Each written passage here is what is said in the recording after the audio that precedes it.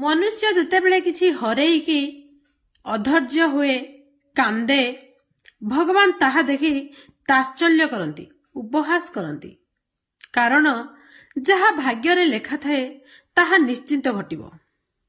जेतेबेले आमर गोटे द्वार बंद हो जाए भगवान आम पाई 10टी द्वार खोली देई थांती। पक्षीटीए जेतेबेले ग्रीष्म रे पत्र झड़ा दिए तथापि तार बसा को छाड़ी जाई न थाए कारण तार भरोसा थाए तार धैर्य थाए से जानी थाए जे ऋतु पुणी फेरिबो सही गछरे नुआ पत्र पुणी कणिबो।